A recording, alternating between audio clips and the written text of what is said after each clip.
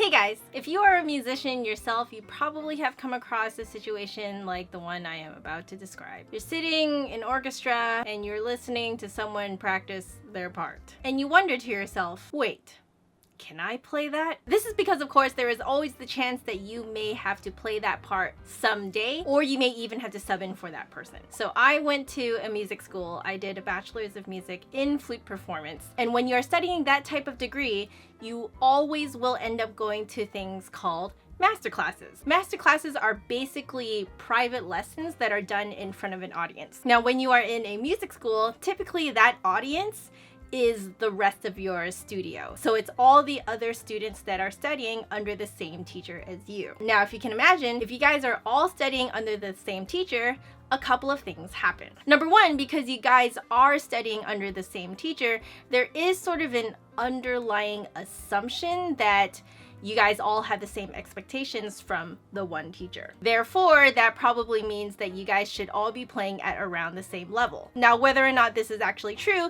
is another story entirely. This is just how I thought of it at the time. And number two, because you guys are studying under the same teacher, more often than not, you guys will be studying very similar, if not the exact same stuff. Most notably, teachers will put you through these same exercises. So for flute, from what I can remember, we mainly did the Tafnel and Gobert exercises as well as Anderson etudes. When you are in music school, you also study orchestral excerpts. These are excerpts from huge orchestral pieces that are well known for your instrument. And when you audition for a professional orchestra in the future after you get out of music school, the auditions will often require these orchestral excerpts to be played. Now, I know a bunch of you watching this will probably be wondering about these orchestral excerpts, so let me go on a little tangent and show you guys the main book that we work out of. And here it is. This is the orchestral excerpts for flute with piano accompaniment. Now, the piano accompaniment is really just a piano reduction of the orchestral score. Typically, I have never actually played this with a piano accompaniment, but it could be good practice for you to play these excerpts at least with one other person.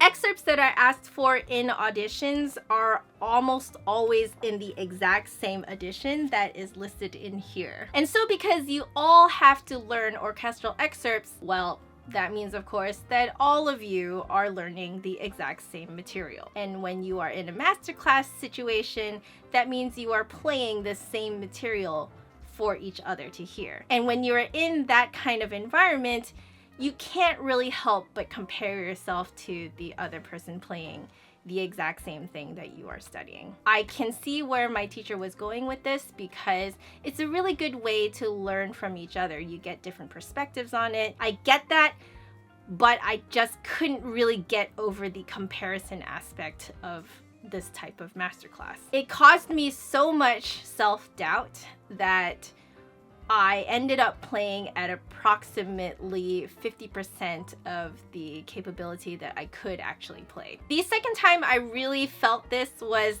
actually partially filmed, the One Day in the Life of a Graduate Flute Major video that I did a couple years ago now. As the title would suggest, that was during my master's degree at San Francisco State University. On that particular day that I was filming that video, we had decided that we were going to rotate between me, my friend Sean, and my friend Abby to try out the big flute solo in the William Tell Overture with the orchestra. We were performing the William Tell Overture later, but since it was a school environment, our conductor wanted us to all try out playing the solo with an orchestra because it's an educational environment, so it would be good for us to all practice. However, that particular day, I did mention that I didn't actually really want to play it. Sean's not here right now, but he played the flute solo so well. I was let off the hook today. I'm actually kind of glad, or else I think my mind would be in too many different places because I'm like video blogging too. And it was because I still had this hang up from my bachelor's. By the way, Sean and Abby are both amazing players. Sean was the type of flutist to make everything look absolutely effortless. And my impression of Abby was that she was always 110% prepared for everything. I was very, very honored to be able to work with them. Not only are they amazing, but they were super nice. I did make another video with them. I think it was called How Not to Get Sick in Music School. You can see from there, they're like I love them. But even though they were such good friends, I still couldn't help myself from comparing myself with them and feeling like I wouldn't be able to live up to how they played. So even though I did practice, it still made me doubt myself. And that was all just in my own head. Neither of them put any pressure on me at all. They were the nicest, most amazing, warm-hearted people ever. This was all going on in my head. I thought that after getting out of school, this feeling would go away. But when I was a sub for the Ensign Symphony, which I now play third flute and piccolo for, this feeling came back a little bit again. It wasn't as strong as when I was in school, but definitely I felt it. As a sub, you never know who you're subbing in for. You can be subbing in for first, second, third, or piccolo parts. So you as a sub actually have to be able to play everything. So every time I was sitting there listening to the other flutists play, there was always this little voice in the back of my head that was like, will you be able to play that if you have to sub for that person? By the time I was playing for Ensign, I was considered a professional because I had graduated from my master's and now I'm out in the real world building my own career. So I felt quite ashamed actually as a professional to be still wondering if I can play something that someone else is playing right next to me. I tried my best to hide the fact that I had a lot of self-doubt about my playing. Everyone assumes that when you become a professional, you know everything, you know everyone, and you know who to talk to. When in reality, even as a professional, especially a young professional, you're still building experience. You're still building networks. You're still building relationships with people. And so that experience and that knowledge still comes over time. You very quickly realize that it's not as rosy and amazing as everyone makes it out to be. You still feel like yourself.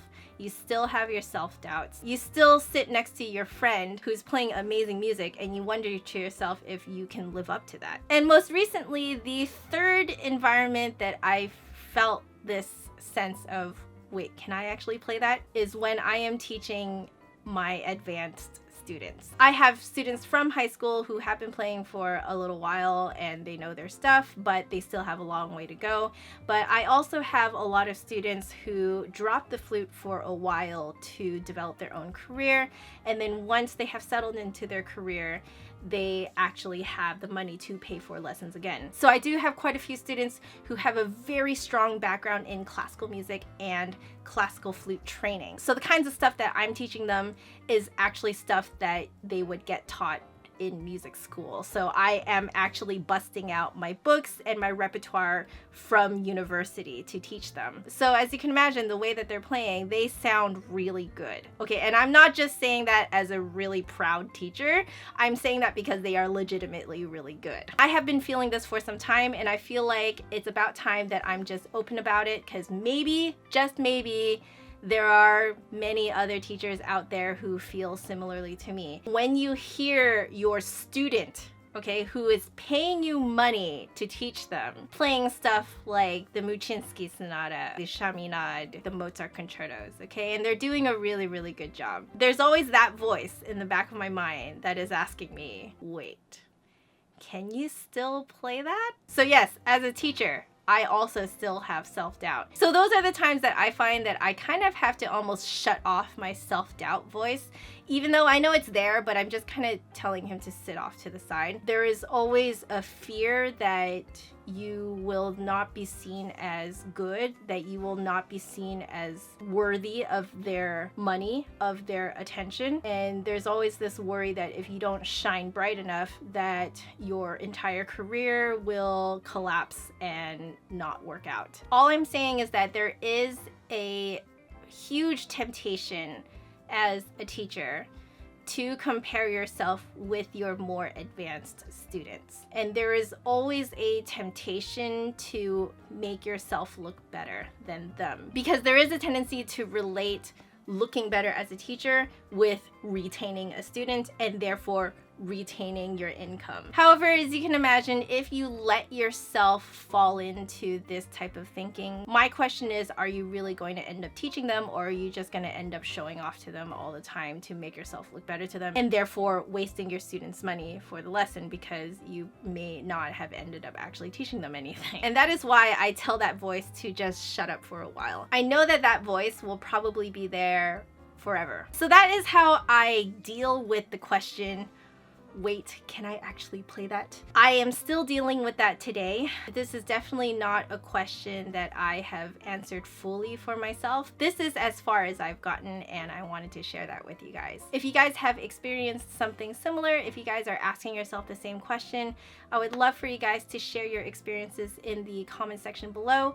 Perhaps we can help each other out. Maybe we're not as alone as we think we are. And as usual, if you guys like this video, make sure to give me a big thumbs up and hit subscribe for new videos every Saturday. My last video is over there. And if you want to catch me during the week, my social media networks are down there. But otherwise, I will see you guys next week.